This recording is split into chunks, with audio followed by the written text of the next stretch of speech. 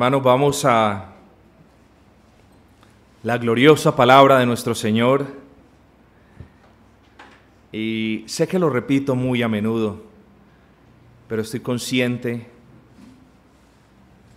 de que difícilmente para nosotros puedan haber unas palabras más alentadoras que estas. Versículo 25.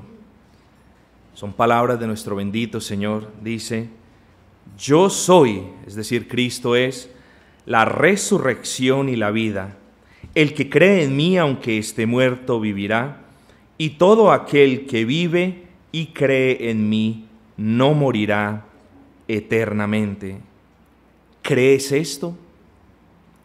Precisamente ese es el título de nuestro mensaje en el día del Señor. La confianza en Cristo es fundamental para vivir. La confianza en Cristo es fundamental para vivir. No se nos olvide que en este versículo 25 encontramos el quinto gran yo soy. No los voy a enumerar, pero solamente quiero llevarlos a meditar en los dos gran yo soy que le preceden. En la multiplicación de los panes, el Señor luego dijo: yo soy el pan de vida. En la sanidad del ciego, dijo: yo soy la luz del mundo. Y ahora, en la resurrección de Lázaro, él habría de pronunciar estas gloriosas palabras: yo soy la resurrección y la vida. ¿Cuál es el punto entonces de mencionarle estos tres gran yo soy? Miremos nosotros que cuando el Señor hizo estas grandes obras, las hizo para testificar, para autenticar que Él era Dios. Entonces estos grandes simbolismos, si ustedes me permiten utilizar esa palabra, son de gran aliento para nosotros. Estando moribundos sin alimento para nuestras almas, el Señor es el pan de vida. Estando ciegos sin saber hacia dónde nos dirigimos, el Señor es la luz del mundo. Y estando muertos en nuestros delitos y pecados, ahora el Señor nos dice: yo soy la resurrección y la vida. Por eso nosotros los creyentes decimos que Dios es nuestro todo en todo. Dios es nuestro alimento, Dios es nuestra luz, Cristo es nuestra vida. Fuera de Cristo, dice el salmista, no quiero nada de ti. Fuera de Cristo no debemos nosotros los creyentes querer nada. Ahora, esto no se puede llevar hasta tal punto en que porque seamos cristianos no queramos hacer las otras cosas ni cumplir los otros deberes. Lo que quiere decir esto es: fuera del Señor nosotros no tenemos ninguna otra razón de vivir, razón de caminar, razón de luchar. No la tenemos. Nuestro Señor Jesucristo es el todo en todo. Yo soy la resurrección y la vida. Vamos en primera instancia al versículo número 1. Estaba entonces enfermo uno llamado Lázaro, de Betania, la aldea de María y de Marta, su hermana. No les voy a explicar detalles ni históricos ni geográficos. Simplemente me voy a enfocar en lo que es relevante para el corto tiempo que tenemos ante nosotros. Lázaro. ¿Qué significa la palabra Lázaro o el nombre Lázaro? Es muy importante, porque es un simbolismo muy hermoso. Aquel a quien Dios ayudó, se deriva de Eleazar. Lázaro, Eleazar, se deriva de Eleazar. Aquel a quien Dios ayudó. Aquel a quien Dios ayudó. Y si tú te pones a pensar por un breve momento, todos los creyentes podemos llevar el nombre Lázaro, a aquellos a quienes Dios ha ayudado. Y también lo podemos llevar en virtud de que somos aquellos que, aunque habiendo estado muertos, el Señor nos ha revivido, el Señor nos ha dado vida.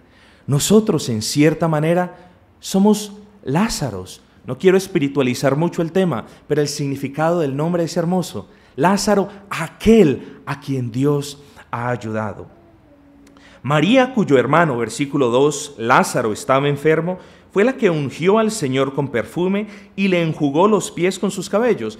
Esto hace reverencia a lo que vamos a leer en el próximo capítulo. Cómo María y Marta y Lázaro, después de la resurrección, estaban en casa y cómo el Señor entra y María se humilla delante del Señor y le hace gran ofrecimiento al Señor en señal de señorío, en agradecimiento posiblemente por la resurrección de su hermano, pero más que eso, en un agradecimiento profundo, porque ahora ya era claro y palpable. María vio en aquel entonces lo que nosotros podemos ver hoy en día, pero María lo vio pronto. María estaba certera de cuál era el lugar hacia donde ella se dirigía después de que su tiempo en este mundo cesara. Y también es un gran ejemplo para nosotros. Nosotros, si somos creyentes, de eso no tenemos la menor duda hacia dónde nos dirigimos. Estamos agradecidos con el Señor, le servimos, no como nos han enseñado en otras iglesias. María trajo lo mejor que tenía, los perfumes más caros, lo dio todo porque no le importó el dinero, así que traigan ustedes todo aquí. Así no somos nosotros. Nosotros le servimos al Señor con lo más valioso que tenemos, nuestras vidas. Nosotros nos derramamos delante del Señor en agradecimiento por saber hacia dónde nos dirigimos. Hoy no hay perfumes que quebrar. Hoy no hay ofrendas que traer, por así decirlo. Hoy hay corazones que ofrendar al Señor. Y esta María nos da gran ejemplo de lo que vamos a ver en el próximo capítulo, de cómo ella trajo todo, agradecida porque ella había comprendido que Cristo era la resurrección y la vida. Y nosotros debemos mirar a Cristo así, queridos amigos. Cristo es la resurrección y la vida. Cristo no es un mero médico que cada vez que estamos enfermos, Él nos tenga que sanar. De hecho, eso lo vamos a ver en el capítulo. Cristo no es un amigo con dinero que cada vez que tengamos una dificultad económica, ahí está para prestarnos el dinero. No, Cristo es más que eso. Cristo es la resurrección y la vida. La salud pronto pasa, el beneficio corporal pronto pasará, el dinero unas veces vendrá, unas veces abundará, otras veces mermará, pero Cristo como resurrección y vida siempre será el mismo. Y nosotros debemos fijar nuestras mentes en las cuestiones celestiales. Versículo 3, enviaron pues las hermanas para decir a Jesús, Señor, he aquí el que amas está enfermo. He aquí el que amas. Ese es el amor del Señor. He aquí el que amas, henos aquí. No los que amamos al Señor, henos aquí el día de hoy a quienes el Señor ha amado. Es una gran diferencia. Nuestro amor por el Señor es tan débil, tan inconstante. ¿Cuánto dolería y cuánto nos dolería que nuestras esposas o nuestros esposos nos fuesen infieles? Sería un gran pecado, sería una gran perversidad.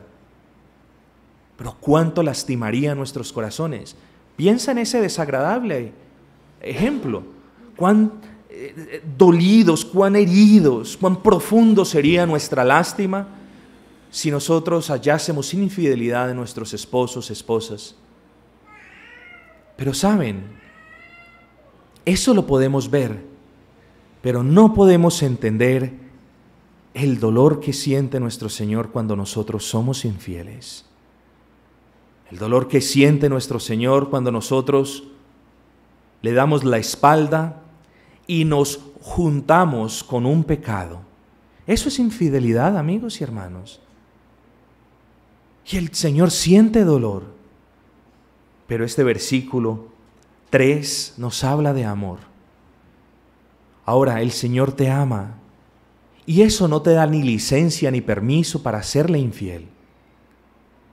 El amor del Señor no es una carta blanca, no es un cheque en blanco que te dé la potestad de ser infiel y de juntarte con el pecado.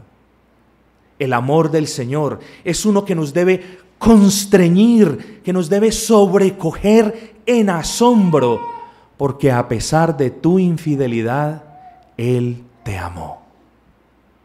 Y si eso no mueve tu corazón, creo que nada lo moverá. Creo que a constante hacemos obras dignas de ser castigados severamente. Creo que semanalmente hacemos cosas de las cuales el Señor, si se enfureciese y si reaccionase como lo hacemos nosotros, nos hubiese ya mandado a la condenación. Pero lo que nos sostiene aquí es el amor del Señor. Y debemos meditar en ese amor del Señor. El Señor nos ha amado. Esa es la razón por la cual hoy decimos, Señor, te amamos. Ha sido por el amor del Señor. No ha sido iniciativa nuestra. ¿Cómo podemos nosotros, siendo malos, decir que amamos al Señor si el Señor no nos ama primero? ¿Qué de bueno puede salir de nosotros si somos malos, si somos infieles, si le fallamos constantemente a nuestro Dios? Pero si es que le podemos decir hoy, Señor, te amo, recuerda siempre, versículo 3, he aquí, nosotros los enfermos, nosotros los necesitados, a quienes tú, Señor, has amado.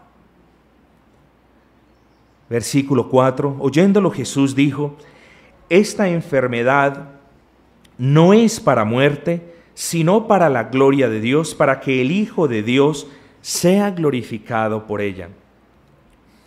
Amigos y hermanos, yo deseo que nos centremos solamente a reflexionar un poco en este versículo. El Señor está diciendo, esta enfermedad no es para muerte, sino para la gloria de Dios, para que el Hijo de Dios sea glorificado por ella. Esta enfermedad no es para muerte.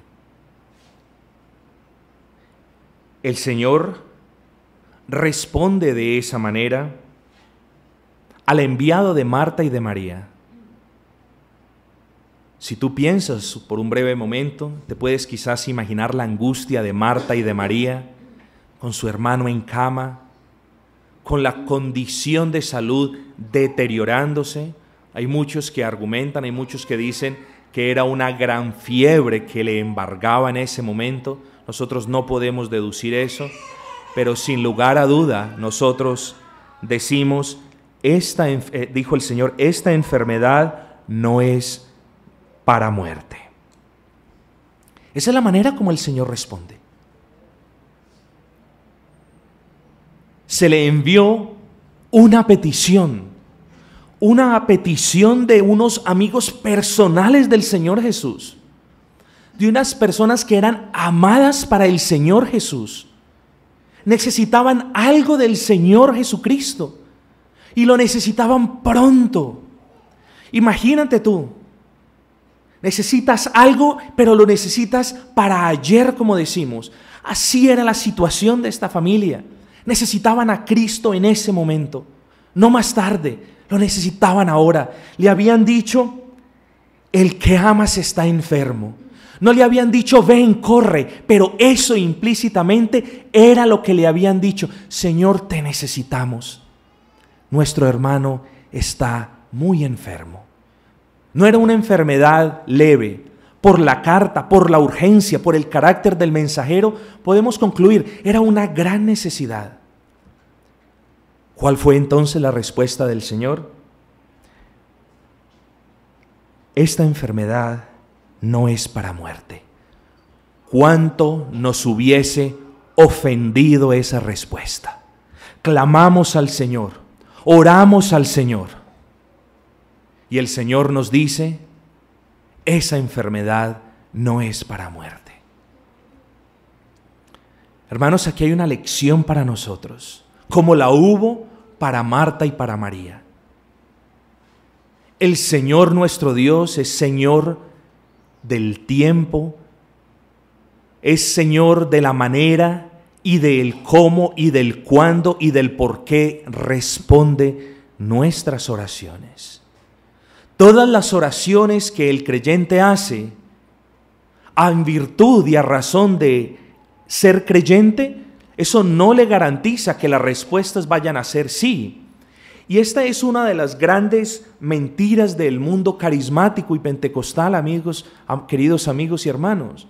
Porque para ellos la oración debe estar acompañada por fe, pero no una fe bíblica, sino una fe más bien positiva.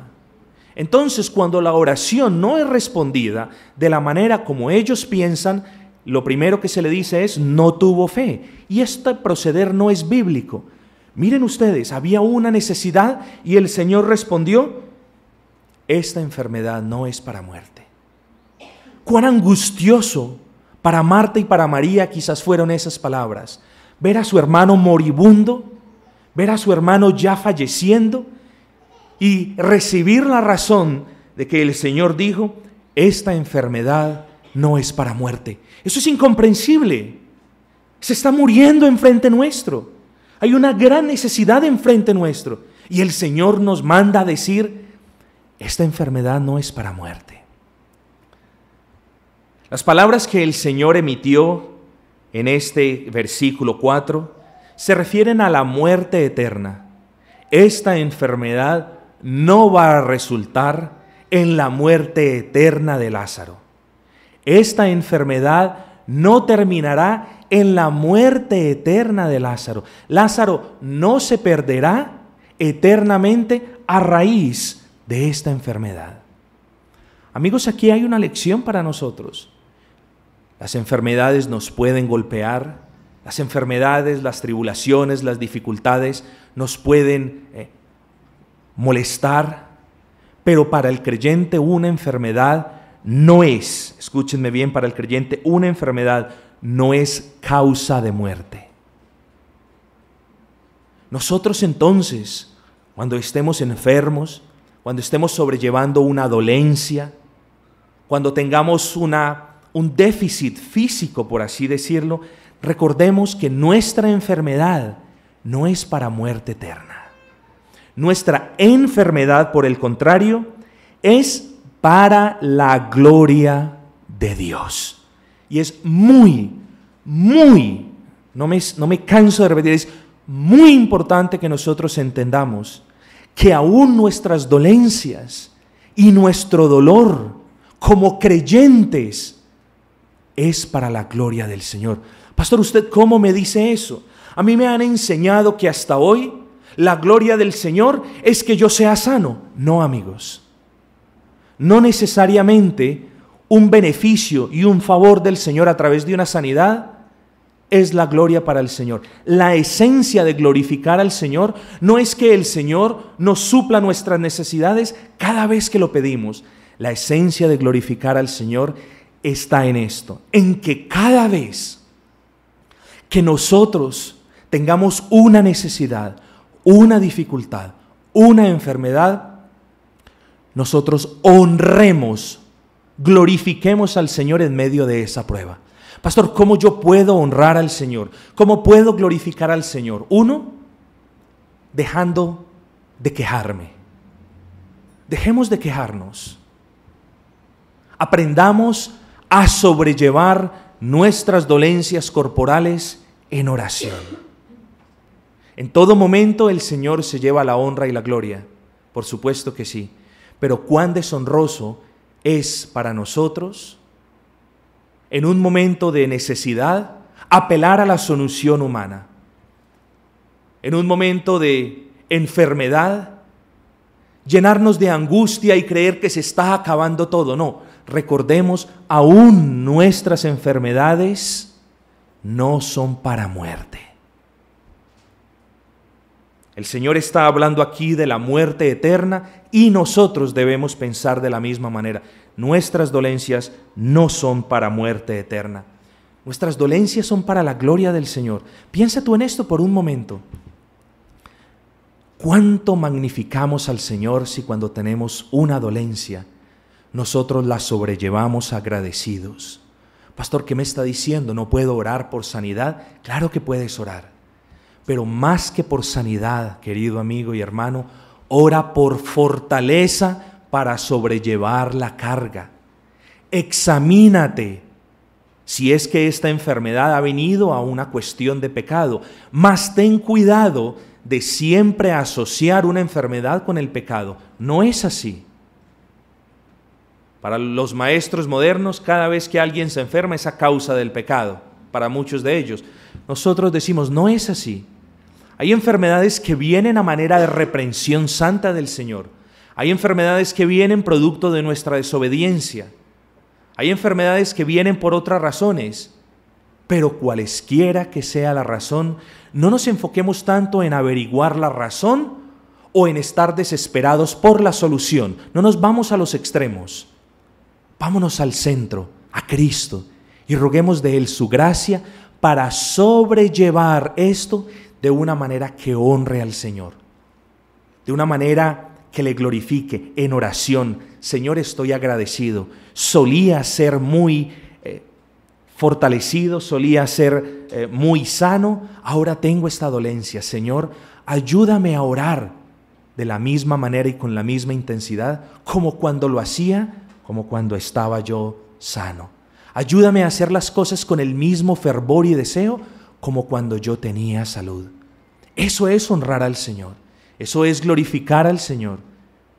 No mermar nuestro servicio ahora que estamos enfermos e indispuestos como cuando lo solíamos hacer cuando teníamos todo nuestro vigor.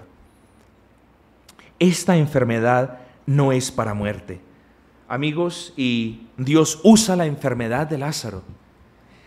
Hermanos, Dios usa la enfermedad de Lázaro para darnos a nosotros una de las más grandes lecciones que nosotros podamos aprender.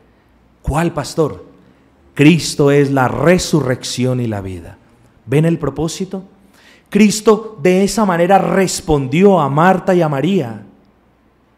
Cristo en aparente indiferencia dijo, esta enfermedad no es para muerte. ¿Para qué? Para que tú y yo, queridos amigos y hermanos, hoy nos beneficiemos de esa gran enseñanza. Cristo es la resurrección y la vida. ¿Ven cómo la enfermedad glorifica al Señor? ¿Ven cómo la enfermedad de Lázaro, el dolor de Marta y de María, termina trayendo la honra a nuestro Señor? Hermanos, nosotros hoy no vamos a ser resucitados de una manera milagrosa, como lo fue Lázaro en aquel entonces. Pero aún en nuestras dificultades, cuán grande es la gloria y el honor que nosotros le podemos ofrendar al Señor. Si estamos pasando por una dificultad económica, financiera, cuán grande es el honor que le podemos traer al Señor a través de esa dificultad. ¿Cómo, pastor? Uno, teniendo contentamiento con lo que el Señor nos da, estando agradecidos con lo que el Señor nos da. Dos, orando en todo momento para que si es la voluntad del Señor, el Señor pueda resolver esa situación. No orando como demandando de Él, no, orando, rogando, clamando la voluntad del Señor. Así honramos al Señor. Entonces, cuando nosotros pasemos por una situación difícil, recordemos, es nuestro deber honrar al Señor. Nuestro deber honrar al Señor. Qué gran aliento es la palabra de Dios en medio de nuestras dificultades. Decíamos, las enfermedades de un creyente no son para muerte y Dios las usa ciertamente para su gloria. En nuestra sanidad honremos al Señor Jesucristo y en nuestra enfermedad dependamos de su gracia para traer a su nombre honor y gloria. Ese es nuestro deber, amigos. Veamos entonces, versículo 5, llamaba Jesús a Marta, a su hermana y a Lázaro. Obviamente no nos dice qué tipo de amor, pero es obvio que las amaba de una manera perfecta y pura. Cuando oyó pues que estaba enfermo, se quedó 2 días más en el lugar donde estaba. Miremos el versículo 6 y el versículo 7, hermanos. Cuando oyó pues que estaba enfermo, se quedó 2 días más en el lugar donde estaba.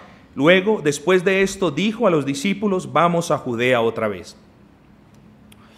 Hermanos, en el versículo 6 y en el versículo 7 hay dos grandes enseñanzas también para nosotros, y creo que no vamos a avanzar mucho, pero yo les pido que tengan paciencia, porque este versículo, este capítulo es ciertamente glorioso.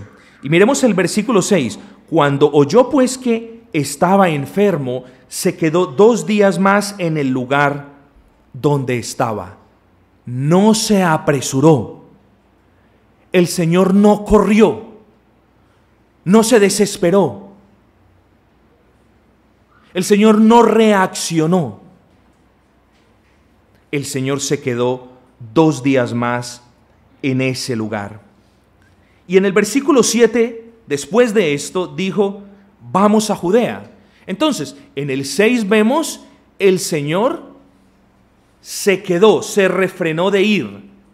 Y en el versículo 7, el Señor ahora aparentemente se apresura a ir. Aquí hay dos grandes enseñanzas, hermanos, y la razón es la siguiente. En el versículo 6, el Señor oye la necesidad, y en el versículo 6, el Señor dice, no vamos. ¿Podía ir el Señor? Sí podía ir. Pero el Señor, y veamos aquí, el Señor nunca, escúchenme bien, en medio de su necesidad, de su angustia, de su necesidad, en el versículo 6 y en el 7 encontramos dos enseñanzas. El Señor nunca tarda y tampoco nunca se apresura. Es muy importante. El Señor aparentemente a los ojos del mundo se tardó. Había una necesidad y en cambio dice, no, esta enfermedad no es para muerte, y fuera de todo dice, o más bien fuera de todo se queda 2 días más en el lugar donde estaba. ¿Cuánto hubiésemos querido nosotros que el Señor hubiese respondido ahí mismo? ¿Cuánto queremos nosotros que al abrir nuestras bocas el Señor responda de inmediato nuestras oraciones? ¿Cuánto queremos nosotros que en la necesidad el Señor la supla de insofacto?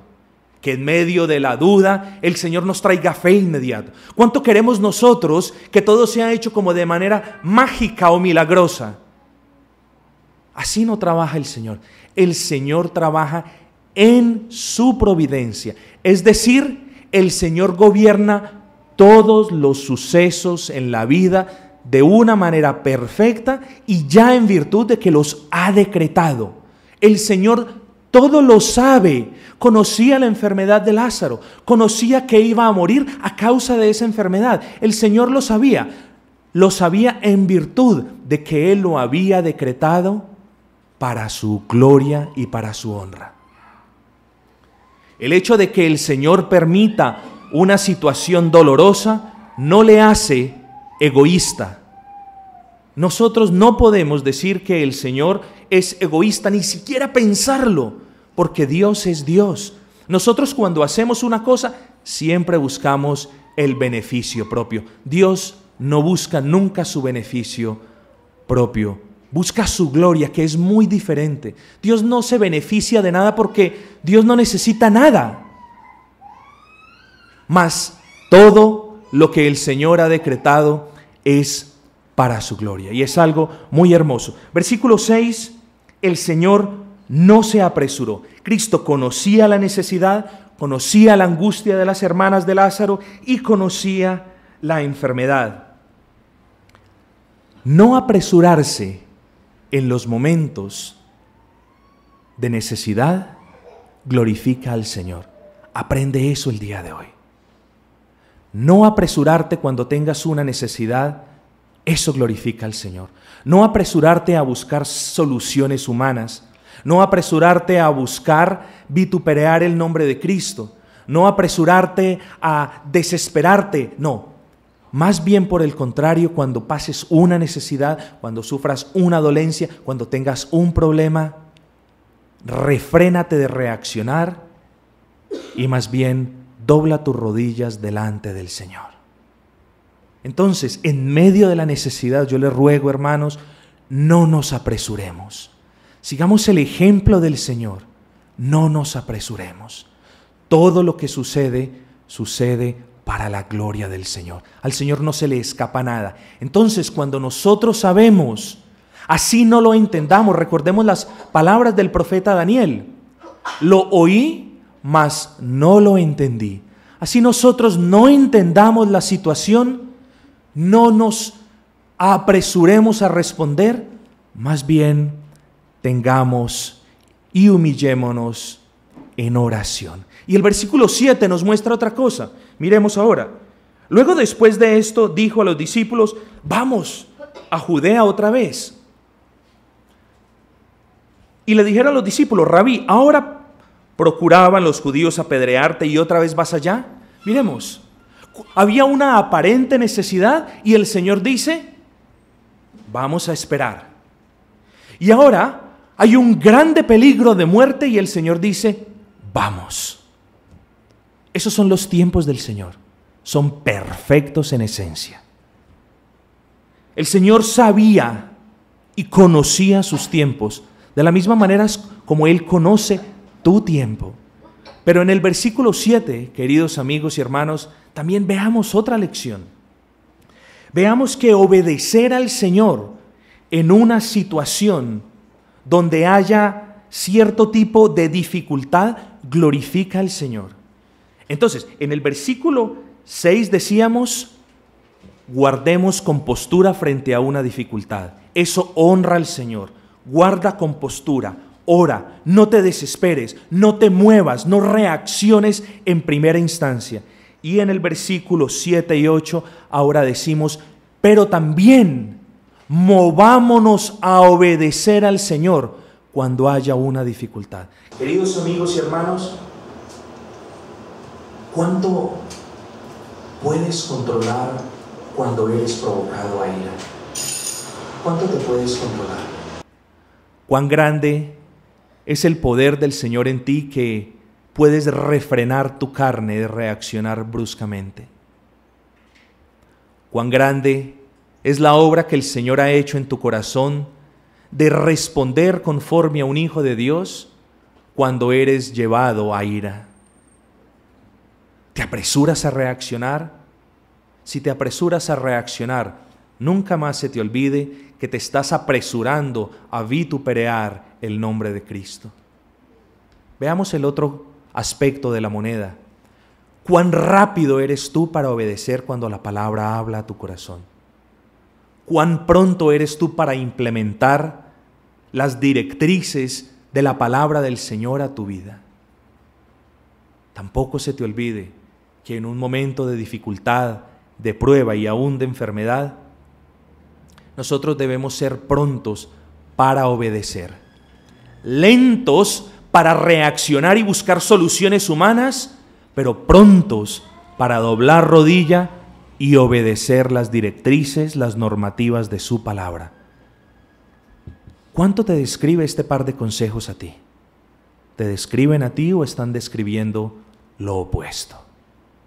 ¿Eres por el contrario pronto a reaccionar, pronto a contestar, pronto a defenderte, pronto a buscar una solución cueste lo que cueste?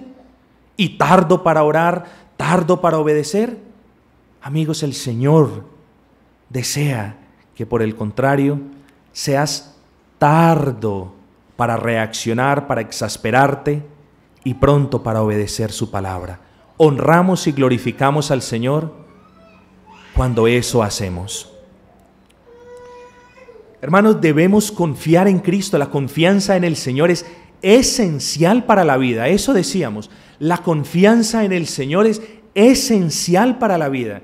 Yo quiero que nos tomemos un par de minutos, porque el tiempo corre, para definir qué es confiar. La palabra nos muestra que confiar es esencial en la vida del creyente. No es opcional. No es y no funciona: yo confío en Cristo para mi salvación, pero no confío en Cristo en mi dependencia, en mi caminar de la santificación. Eso no existe. Tú, si eres un genuino creyente, confías en Cristo. Desde cuando depositaste tu confianza en Él como Dios, Señor y Salvador de tu vida, y debes confiar en Cristo en todos los aspectos prácticos de tu vida. Es una disparidad, es un disparate que haya alguno que haya dicho: yo confío en Cristo para mis cuestiones espirituales, pero lo que es para el manejo de mi casa, para el manejo de mis finanzas, para el manejo de mi salud y para todo lo demás, yo confío en todos los demás. No, confiamos en Cristo en cuerpo y confiamos en Cristo en alma. Es decir, confiamos en Cristo para las cuestiones espirituales y confiamos en Cristo para las cuestiones materiales. Confiamos en Cristo, ¿por qué? Porque Él es nuestro todo en todo. No necesitamos nada más que no sea Cristo. No queremos nada más que no sea Cristo. Pero recuerda, debe haber una conexión entre nuestra confianza en Cristo para vida eterna y nuestra confianza en Cristo para todos los aspectos prácticos de nuestra vida. Es decir, debe haber una confianza en Cristo para esta vida temporal y pasajera y una confianza en Cristo para vida eterna. Es una confianza integral. Esa debe ser nuestra confianza en el Señor. Por eso creer, confiar en Cristo es el centro de nuestras vidas. Es el centro de nuestras vidas aquí en este mundo y es el centro y será el centro de nuestras vidas en el paraíso cuando estemos en su presencia. La confianza en el Señor Jesucristo es fundamental, es esencial, no es opcional. Y el Señor, lo vamos a ver, el Señor les va a enseñar a Marta y a María a confiar. Ellas tenían, sin lugar a dudas, lo creemos, una fe salvadora. Pero el Señor les va a enseñar a confiar aún más en el Señor. ¿Cuánto necesitamos nosotros aprender a confiar más en el Señor? ¿Cuántas son las áreas de tu vida que tú no le has confiado al Señor? Quizás le hayas confiado muchas, quizás pocas, quizás le hayas confiado la mayoría, pero quizás algunas hay allí que aún te reservas. Hazte la pregunta: ¿en qué grado has confiado tú en Cristo? Y no me respondas: he confiado en Cristo como Señor, como Salvador. Respóndeme: ¿has confiado en Cristo como Señor de tu vida? ¿Has confiado en Cristo como Rey? ¿Le has confiado tu casa? ¿Le has confiado lo que vas a hacer? ¿Le has confiado el cambio de carrera? ¿Le has confiado el cambio de casa? ¿Le has confiado los aspectos básicos de tu vida? ¿Qué es confiar?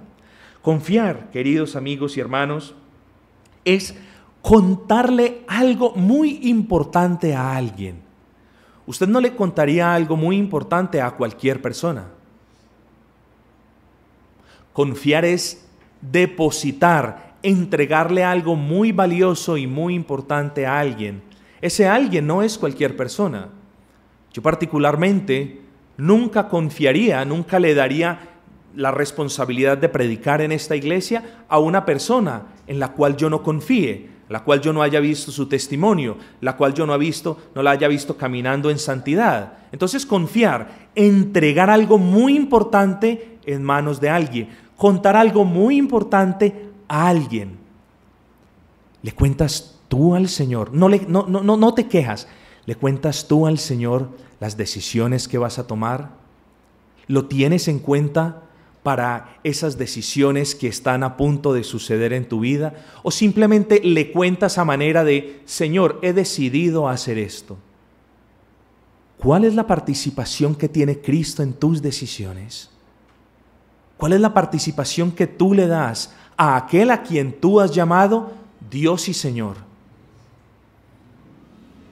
Confiar en Cristo es esencial. Confiar en Cristo es fundamental. Y por supuesto confiar en Cristo para vida eterna, pero de eso no nos vamos a centrar en este momento. El Señor, de los versículos 9 al 16 continúa su relato, le da la explicación a los discípulos de el por qué se dirige hacia donde va, del por qué no tiene miedo y simplemente El Señor, como Dios, no tiene miedo de nada ni de nadie. El Señor conoce los tiempos y conoce la sazón. A partir del versículo 17 comienza una etapa nueva en esta hermosa narrativa, hermano. Vino pues Jesús y halló que hacía ya 4 días que Lázaro estaba en el sepulcro. Betania estaba cerca de Jerusalén como a 15 estadios. Miren lo primero que se encuentra el Señor. Desolación, muerte, llanto, tristeza. Eso encuentra el Señor. Encuentra un panorama desolador. Y precisamente eso es lo que encuentra el Señor en nuestras vidas. Desolación, muerte, tristeza, dolor. Eso es lo que el Señor halla en nosotros cuando el Señor entra a nuestros corazones. El Señor entraba allí y halló que había muerte, halló que había desolación, halló que había tristeza. Hermanos, no nos olvidemos de que la obra que ha hecho el Señor en nosotros ha sido un milagro, un gran milagro. No ha sido algo como si fuese algo pequeñito, un favor inmerecido. Sí, ha sido merecido, pero ha sido un milagro también.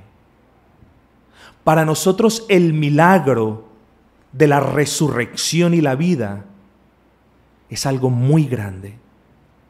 Porque en nosotros había desolación, tristeza, lloro y lamento.